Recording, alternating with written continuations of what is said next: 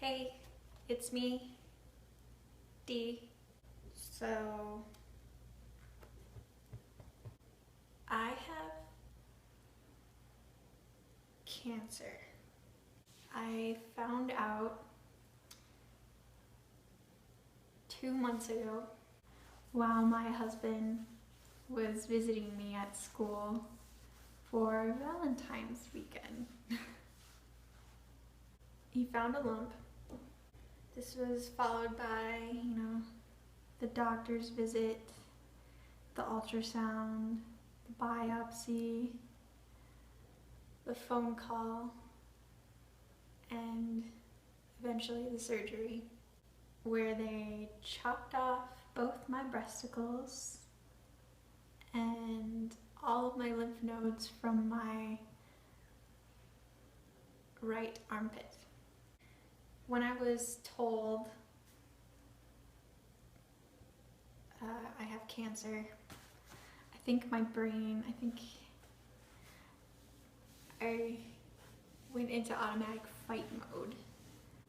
All I wanted to do was know what the next step was. The realization of it all, I guess it happened gradually. First big realization was after surgery when I finally took the bandages off a couple days later. I didn't really know just how intense the procedure really was. I couldn't lift my arms.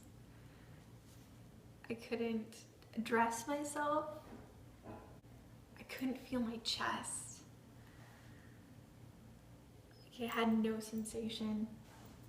It still kind of does. It's like half and half, like half numb, half super sensitive. It feels weird to touch. It's kind of cool actually.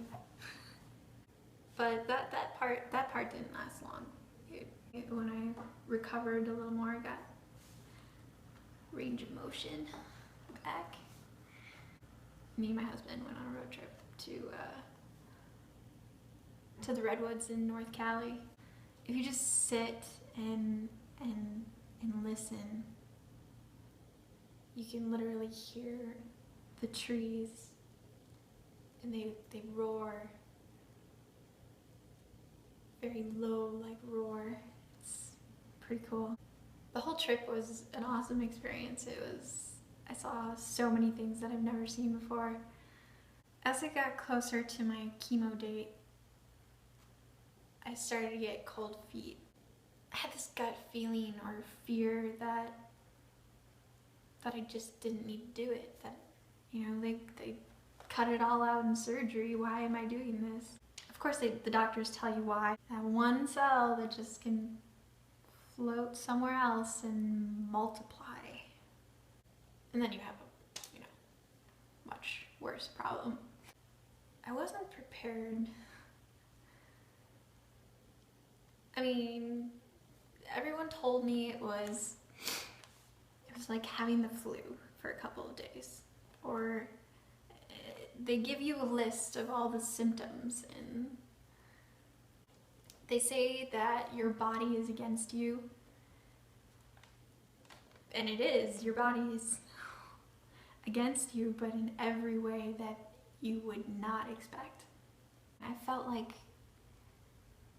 I was stuck in the in-between of life and afterlife, like in a totally different dimension. Anyway, so the reason that I'm doing this video is because I've come to the point where I guess I don't know if you'd call it a midlife crisis, a life crisis. I noticed that there's some things in life that myself and others just give too much shit about. I think it's time to put that energy somewhere else. I made a list of things to stop giving a shit about. The first thing that I thought of that sparked this idea was, for some reason, I organize my clothes in my closet.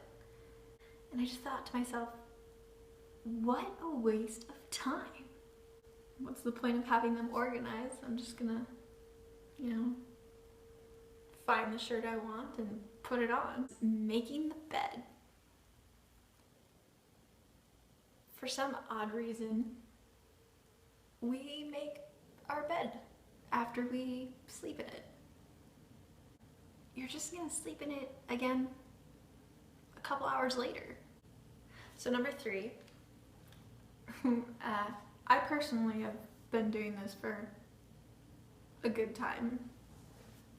Most of my adult life, I should say, but I think maybe others should try it. Is shaving. I'm fortunate enough to have a husband who doesn't give a shit whether or not I have hair. It's not uncomfortable. I think people should stop caring whether or not, what people think of their hairy selves. Might even dye my armpit hair again. Who knows? Another thing that I personally am gonna stop giving a shit about for my own health is my diet. I don't really have much to me to begin with, so anything I can get my hands on, yeah, it's going in the mouth hole. For those who have like a healthy diet,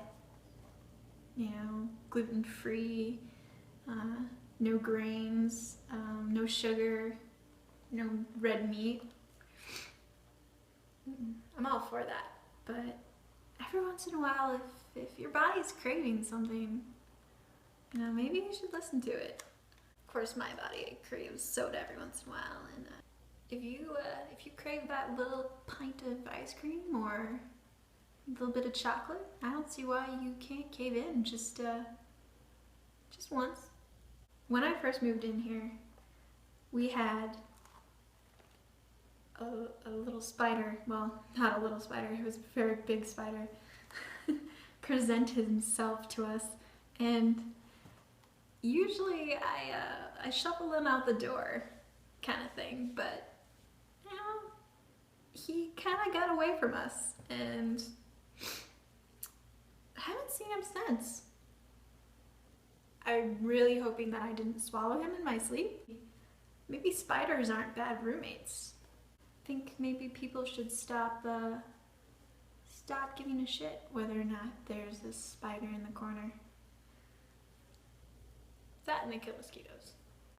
Something that other people should stop giving a shit about is celebrities. I think that we can definitely choose better role models, as well as Facebook friends. Honestly, who cares how many you have? And who cares whether you actually know them? If you want to be my Facebook friend, cool. It's whatever. I also need to stop caring whether or not I wake up early. Because apparently my body wants to sleep in all the time. Maybe that's what it needs. I'm not really one for going to the gym. It's not something I particularly enjoy. I know there are people out there in the world that do enjoy going to the gym. I can stay in shape by doing things that I actually enjoy. Swimming, rock climbing, biking, hiking. Ways that are more fun. Tanning is another thing. You don't need to sit in a booth to look sexy. Don't get me wrong, I love laying in the sun. I love laying in the sun. But getting a tan? Not anymore. From now on, I'm gonna stop caring how I look in public. If I want to go in public in my PJs, so be it. Who needs makeup? And if I want to wear stripes and polka dots, okay, never mind. Okay, I have taste. I have taste. You get my point. And I need to stop depriving myself of awesome things, because they say you can't buy happiness, but if you look good in that dress, I mean, I love pretty things. And for some reason, I never buy them for myself, because I always convince myself that I don't need them. You should have them. Tomorrow, I think that it's time to start focusing on what's in front of your eyeballs. Following the rules.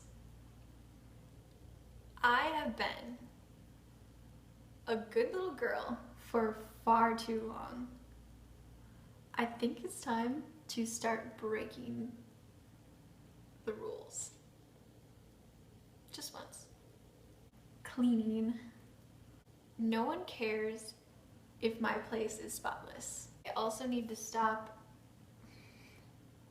cleaning my friends' houses whenever I go over, because that's just weird. I've also realized that some of the best things in life are crooked, and symmetry is overrated anyway. Trying to be right. Some arguments just aren't worth the effort. I also need to stop having expectations, because some of the greatest memories are made with having no expectation. Speaking of which, I should also stop following what others expect of me, because you should always do things from the heart, not because people expect you to. And this one is for my parents. Speaking of expectations, stop thinking that you have to have children, because your parents have told you over and over again that they will still love you. And last but not least, stop caring what others think of you. Yes, you're an awkward conversation. Yes, that Facebook post will make you sound ignorant. So stop pretending you're normal, because you don't have to entertain others. Stop worrying whether or not you did the right thing. Also, stop assuming the worst of people, because you'll be surprised how much people actually do care. So, buttons on your underwear.